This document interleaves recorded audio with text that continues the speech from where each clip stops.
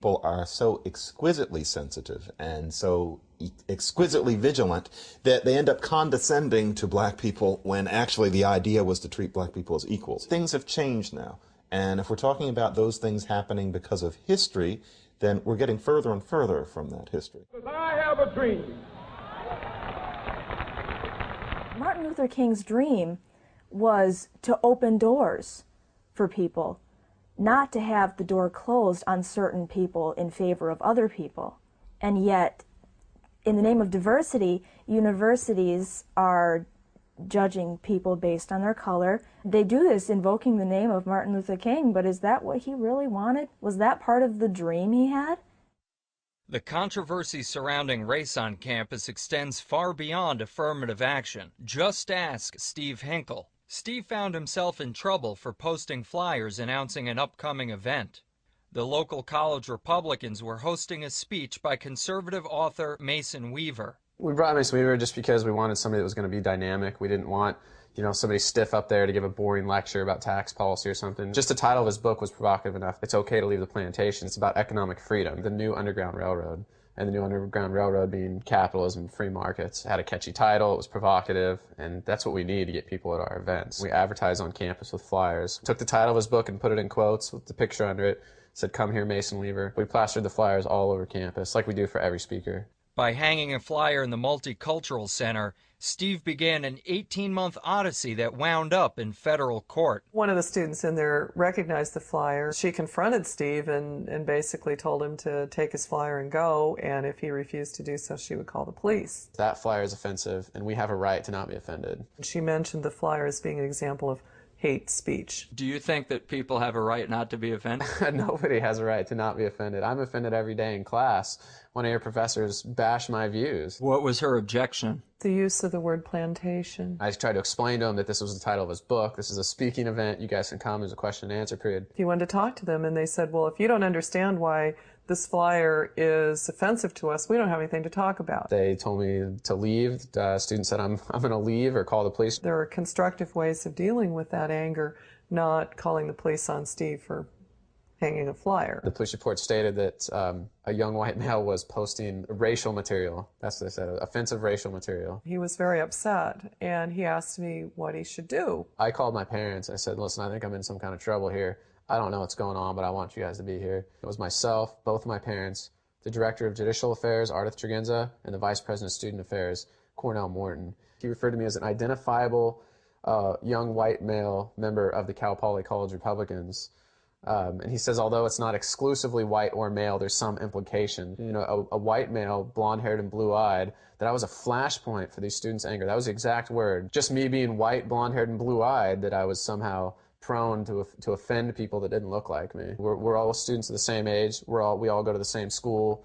There's more the same about us than was different. So I've never thought, okay, this person doesn't look like me, they're automatically going to hate me, or they're going to not like me, or I'm going to somehow just offend them by being in their presence. At one point, he suggested to my parents, he looked at my dad and suggested that I was maybe raised in a manner to not treat other people respectfully. They wanted me to see a university psychologist to discuss emotional barriers. I have some emotional disorder because I'm conservative. Something's got to be wrong with me. You need to write letters of apology to these students and make an appointment with a psychologist. They handed me a sheet which listed everything from verbal reprimand all the way to permanent expulsion from the CSU system, and they says, your punishment could get worse, and they slid this to me, and that was all they said.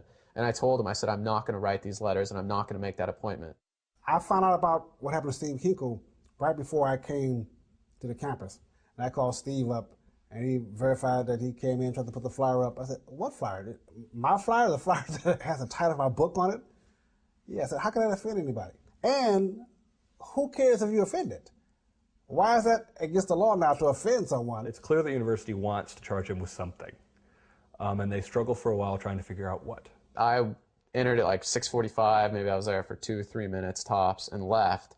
And they said that they were so, I guess, just distraught, they couldn't have their meeting at 7. They called the police, and when the police showed up, they complained that the police showing up was a disruption. In the hearing, I sat right there while they said that when the police came, that further disrupted their meeting. Nobody could come in and say he was rude. It wasn't about my conduct. I was very civil. I asked them if they wanted to sit down and talk about it. I said, please. I said, thank you. This was not fair. This was not set up with intention to be fair. Well, we had quite a bit of testimony. We had a 7-hour hearing. There were many amazing moments, not the least of which was when Steve Hinkle asked Ardith Tregenza what disruption actually meant. I'm being charged with a disruption of a campus event. She says, I don't see how that applies to this case. And she just laughed it off and says, gosh, I feel like I'm on Jeopardy. And she says, I don't know, I'm not a dictionary. You don't need to be a lawyer to understand that if you can't even define what somebody is charged with, you have a little bit of a problem. They found me guilty, obviously. We feel like the whole process was a large part of the punishment. You know, like a 7-hour hearing for trying to post a flyer is not acceptable. They dropped the charge of seeing the psychologist. But of course, it was still in his transcript. He was found guilty of something absolutely absurd. They wanted him to write an apology. I told him his back was against the wall, that if he had to write a public letter of apology, that would haunt him with the internet for a lot of years. Here's Steve Hinkle, who has a problem with black people, and he had to have the police called on him because he was putting up racist material. I didn't want that on my record. I'm not going to start out my career as a young adult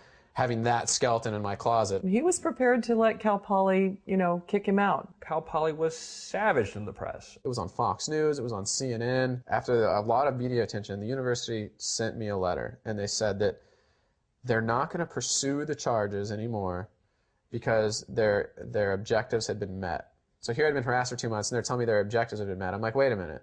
I didn't comply with any of your punishment, but yet your objectives have been met? What are your objectives? Was it to harass college Republicans or young conservatives? What's going on? But they didn't say they were dropping the case. So I still had this guilty charge on my record. We told them almost a year before, like, you don't stand a chance in this case. This is not a close call. They didn't listen to us for almost a year. They listened to the judge and said, okay, we're going to settle. They lost on every single possible grounds. My record had to be expunged.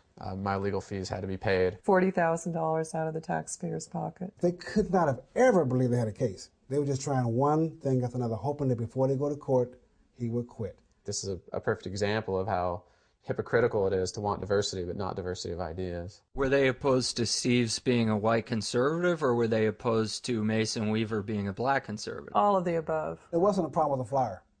It wouldn't have mattered what it was. They used the plantation because, to them, it's their plantation. He's going to the front door, bringing in a black speaker on campus, a conservative speaker, and that was against Master's rules. They were attacking Steve Hinkle. If the administrators at Cal Poly wanted to kick Steve out of school simply for hanging a flyer, I wonder what they would do to me for asking questions about it.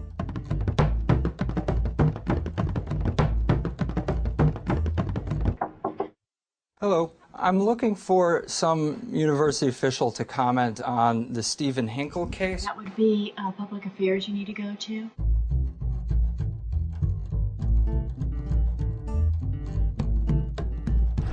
Here's the statement. Could you read it for us? Oh, I gotta give it to you. You can't read the statement? No, but that's the statement that we're giving everybody. There's no apology here for Mr. Hinkle. That's the statement, and you're welcome to film anywhere on campus, so good luck.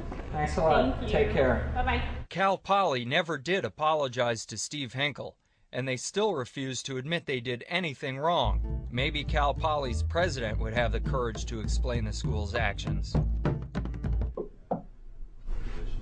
Hi, how are you? Good. I was wondering if we might be able to speak with the university president.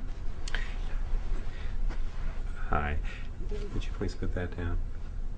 Put it down now. No, come on. So I take it we can't speak with the university president? Who are you? My name's Evan Maloney. Nice to meet you. From which